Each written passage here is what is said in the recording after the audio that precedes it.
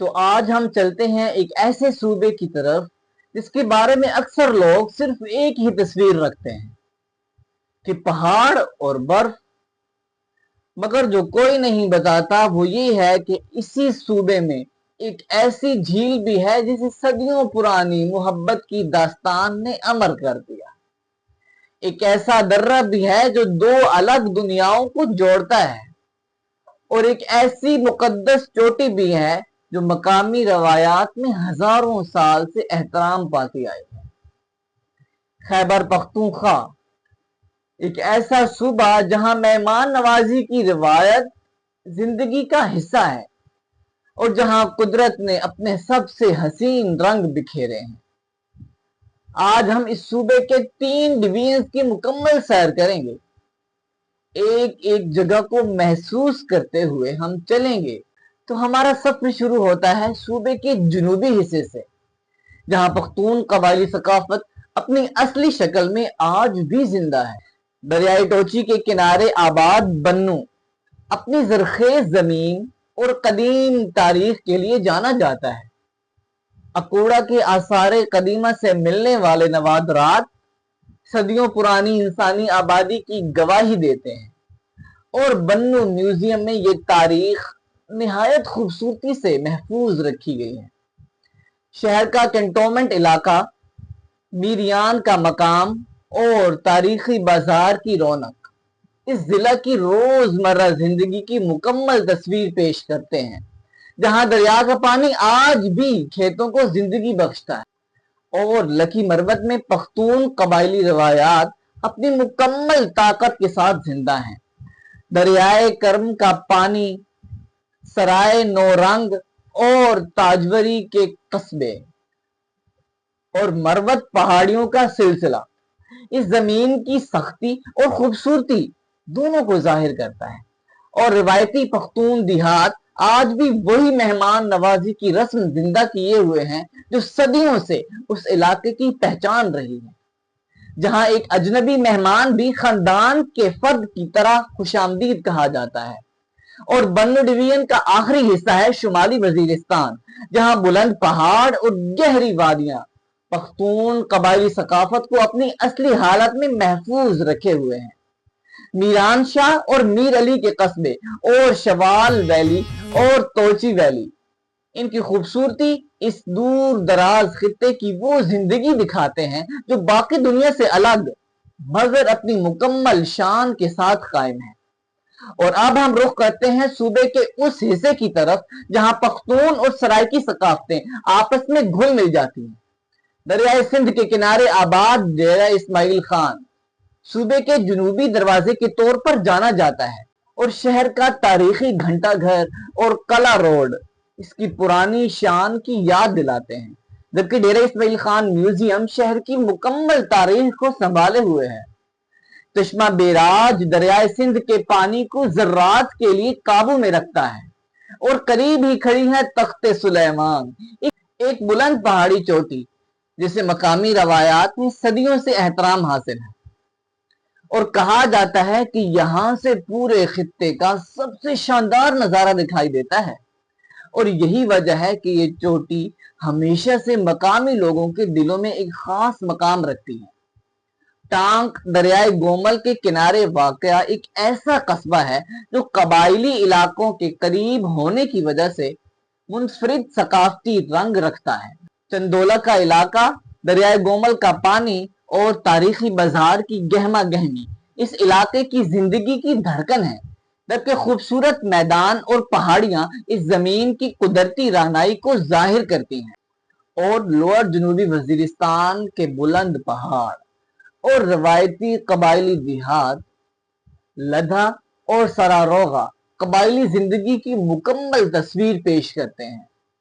اور اپر جنوبی وزیرستان میں وانا کا اہم مرکز، شاکئی ویلی کی خوبصورتی اور کانی گرم کا تاریخی قصبہ پھلوں کے باغات اور بلند پہاڑی مناظر کے ساتھ ایک ایسی سرزمین بناتے ہیں جسے دیکھے بغیر یہ سفر مکمل نہیں ہوتا۔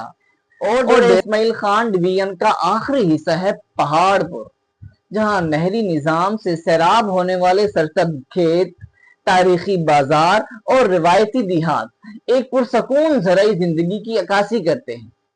اور اب ہم پہنچتے ہیں اس سفر کے سب سے دلکش حصے تک، ہزارہ ڈویژن، جہاں سے شروع ہوتا ہے وہ منظر جو پاکستان کو دنیا کے خوبصورت ترین ممالک میں شامل کرتا ہے۔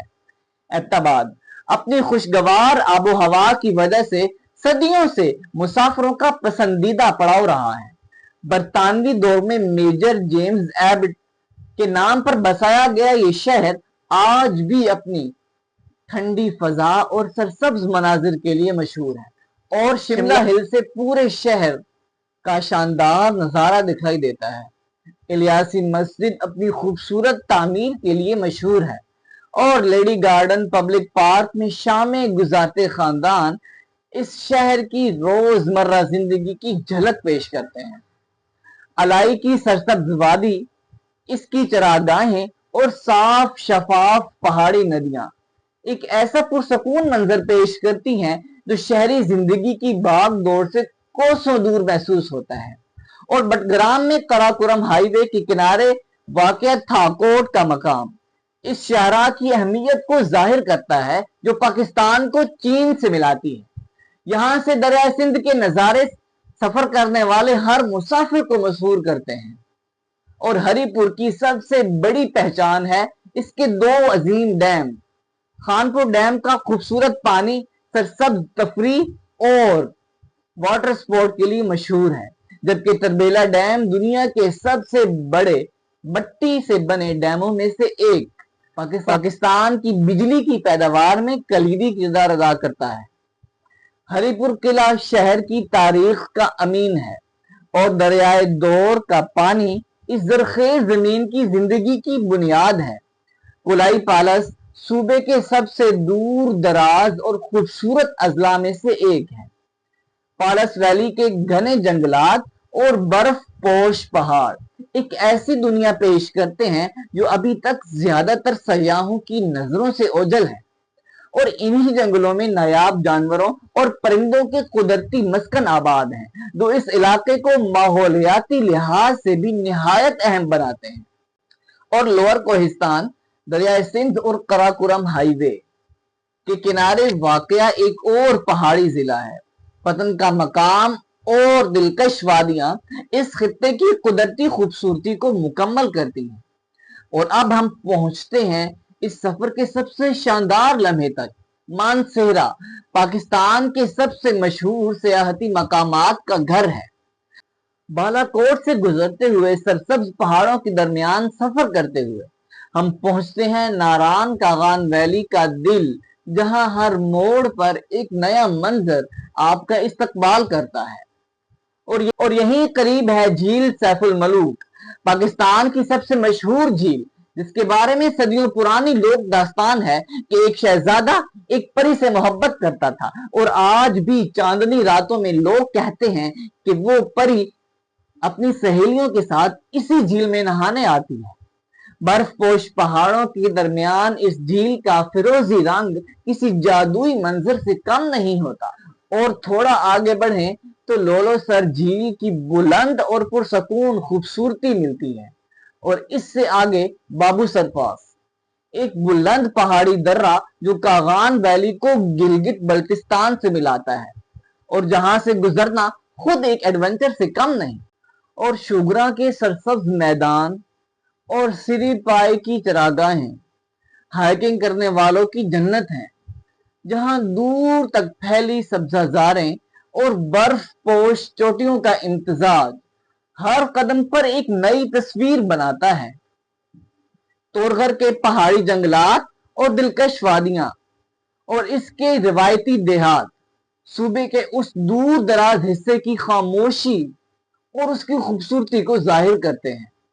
اور آخر میں اپر کوہستان قراقرم ہائی وے کے شمالی حصے پر واقع، جہاں داسو کا مقام اور Dasu hydro power project Pakistan کے مستقبل کی توانائی کی ضروریات پوری کرنے کے لیے تیار ہو رہا ہے۔